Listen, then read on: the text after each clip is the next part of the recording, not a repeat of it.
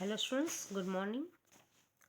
કંપનીની સભાઓના ચેપ્ટરની અંદર આપણે લોકો ચેરમેન એટલે કે સભાપતિ, તેની લાયકાતો, તેની પસંદગી કેવી રીતે થાય, સભાપતિની સત્તાઓ કઈ કઈ હોય અને સભાપતિની ફરજો કઈ હોય તે બી જોઈ ગયા હતા. સાથે આપણે લાસ્ટમાં સભાનોંધ એટલે કે મિનિટ્સ એ બી જોઈ ગયા હતા કે સભાનોંધ એ સભામાં થયેલા કામકાજ અને નિર્ણયો અંગેની મુદ્દાસર રીતે લેખિત સ્વરૂપની કરવામાં આવેલી નોંધ છે. કંપની ધારા પ્રમાણે કંપનીએ દરેક સભાઓની એટલે કે જો સામાન્ય સભા હોય, ખાસ સભા હોય, ડિરેક્ટર્સની સભા હોય, સભ્યોની સભા હોય કે પછી અન્ય કોઈ કમિટી બોલાવી હોય તો તેની સભા હોય, તેની નોંધ રાખવી જોઈએ. સભા નોંધ એ સભામાં થયેલ કાર્યો અંગે લેવાયેલા નિર્ણયો અને ઠરાવોનો લેખિત પુરાવો છે. કંપની સેક્રેટરી સભા પૂરી થઈ ગયા બાદ કાર્યસૂચિ અનુસાર સભા નોંધ તૈયાર કરે છે અને સભા નોંધ પરથી સભામાં ઉપસ્થિત રહેલ સભ્યોની હાજરી અંગેની માહિતી મળે છે. આપણે એ સાથે સાથે સભા નોંધ રાખવી શા માટે જોઈએ તો કે ખાસ કરીને સભામાં હાજર રહેનાર સભ્યોની વિગતો આપણને મળે છે. સભામાં રજૂ થયેલ પ્રસ્તાવો, ચર્ચા અને લેવાયેલા નિર્ણયો તેમજ ઠરાવોની જાણકારી પણ મળે છે.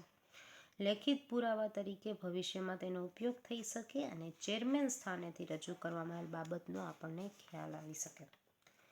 આજનો આપણો ટોપિક છે મતદાન, મતલબ કે વોટિંગ.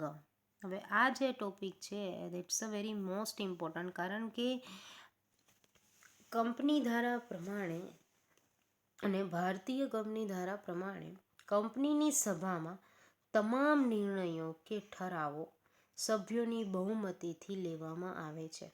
આપણે કેમ લોકશાહી દેશ છે તો કોઈ પણ જાતની સરકાર આવીને બદલાય તો એનામાં પબ્લિકનો વોટ હોવો ખાસ જરૂરી છે. તો તેવી જ રીતે કોઈ પણ જાતના નિર્ણયો લેવાય છે, કોઈ ઠરાવ પસાર થાય છે કે કોઈ બાબતની અંદર બહુમતી લેવી અનિવાર્ય છે.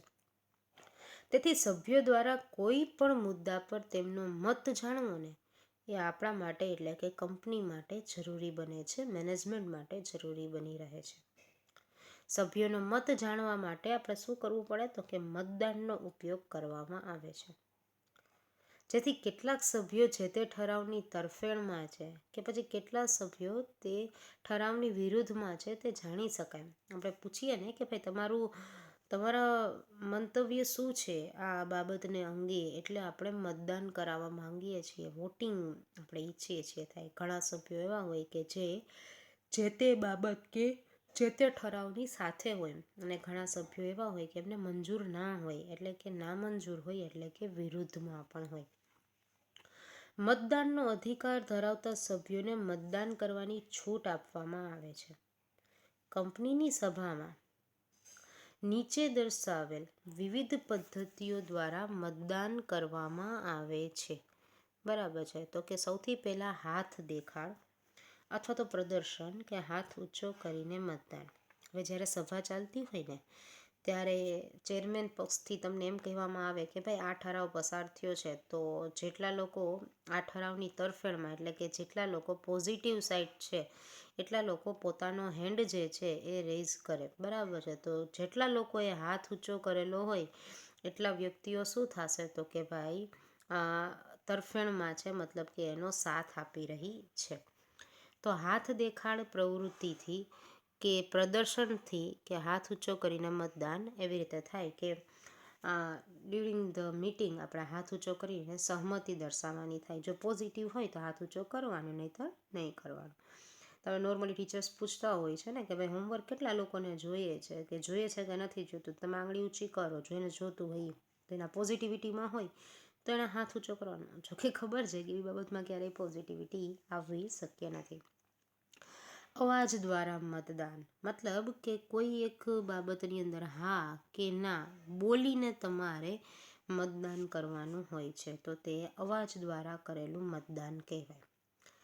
પોલ દ્વારા મતદાન, હવે આપણે લોકો જે ઇલેક્શનમાં આપણે જે આવે છે આખું મશીન હોય, બરાબર છે, અને એમાં આપણે જે કરીએ ને પોલ દ્વારા મતદાન કહેવાય. ઇલેક્ટ્રોનિક સાધનોથી મતદાન.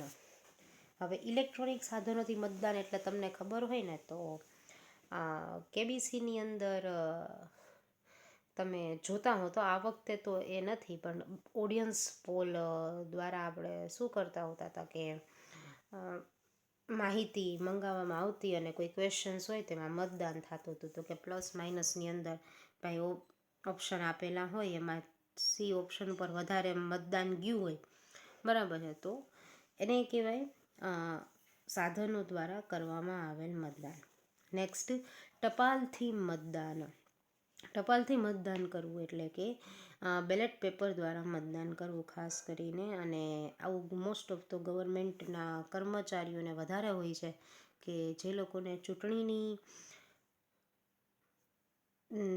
નોકરી મતલબ કે ચૂંટણીની જો જેને ડ્યુટી આપેલી હોય ને તો એ લોકો ચૂંટણીના દિવસે મતદાન નથી કરતા હોતા, એ લોકો અગાઉ મતદાન કરી નાખે છે, જેને બેલેટ પેપર થ્રુ કરેલું મતદાન કહેવાય. એટલે એ ટપાલથી મતદાન બી કહી શકાય, બેલેટ પેપર થ્રુ બી કરેલું મતદાન કહી શકાય. એક પેપરની અંદર તમે કયા પક્ષમાં મતદાન કરવા ઈચ્છો છો તે લખીને દેવાનું હોય. અને સભાગૃહમાં વિભાજન દ્વારા મતદાન, મતલબ કે તમને એમ કહી દે કે ભાઈ હા વાળા હોય એ આ સાઈડ આવતા રહે અને ના વાળા છે તે આ સાઈડ આવતા રહે. તો જેટલા લોકો આ સાઈડ આવે છે એનું ભાઈ તરફેણમાં છે, જેટલા સાઈડ વિરુદ્ધમાં નામાં જાય છે એ લોકો મતદાન તરીકે, એટલે કે ઠરાવના વિરુદ્ધમાં છે તેમ કહી શકાય. તો આ 6 પ્રકારે અલગ અલગ રીતે હાથ દેખાડવાથી, પોલ દ્વારા, ટપાલથી, અવાજ દ્વારા, ઇલેક્ટ્રોનિક સાધનોથી કે સભાગૃહના વિભાજન દ્વારા મતદાન કરવામાં આવતું હોય છે. મતાધિકાર પર નિયંત્રણ કેવી રીતે લાવી શકાય? તો કે રિસ્ટ્રિક્શન્સ ઓન વોટિંગ રાઇટ. એટલે બધાને શું વોટિંગ રાઇટ મળે છે? ના, માત્ર ને માત્ર ઇક્વિટી શેર હોલ્ડર હોય, જે શેર હોલ્ડર હોય ને એને જ બેટા વોટિંગ રાઇટ મળતું હોય છે. તો કંપની પોતાના નિયમન પત્રમાં જોગવાઈ કરીને કોઈ સભ્યના મતાધિકાર પર નીચેના સંજોગોમાં નિયંત્રણ મૂકી શકે અને ના પાડી શકે. કયા સંજોગોમાં? તો કે નંબર 1, કંપનીના સભ્યના નામે નોંધાયેલ શેરની બાબતમાં શેરના બાકી હપ્તા નાણાં ભરપાઈ કર્યા ન હોય, મતલબ કે શેર પર હપ્તા ભરેલા નથી, મળવાના બાકી હપ્તા છે, તો એ શેર હોલ્ડર ક્યારેય પણ મતદાન કરી શકશે નહીં. એણે પૂર્ણ ભરપાઈ થયેલા શેર પર જ, એટલે એ જે શેર હોલ્ડર હશે એ જ મતાધિકાર કરી શકશે, વોટિંગ રાઇટનો ઉપયોગ કરી શકશે. નંબર 2, કંપનીના સભ્યો શેર ઉપર પોતે લિયન ધરાવતી હોય ત્યારે મતાધિકાર પર નિયંત્રણ મૂકે. જપ્તીના સંજોગો આવી જાય અને લિયનનો ઓપ્શન ઉપયોગ કરેલો હોય તો આવા સંજોગોની અંદર પણ કંપની જે છે, કંપની નિયંત્રણ મતાધિકાર ઉપર મૂકી શકે છે. આ 2 જેવા સંજોગો છે કે જ્યારે વોટિંગ રાઇટ્સ ઉપર રિસ્ટ્રિક્શન્સ થ્રુ કંપની લગાડવામાં આવતા હોય છે. તો આજે અહીં સુધી રાખીએ છીએ મતદાન એટલે કે વોટિંગ, અને કેવી રીતે થાય અને એના પર નિયંત્રણ કેવી રીતે લાવી શકાય તેની ચર્ચા આપણે આજે કરી. આવતા નેક્સ્ટ લેક્ચરમાં આપણે પ્રોક્સી એટલે કે પ્રતિતાધિકાર ઉપર આગળ વધશું.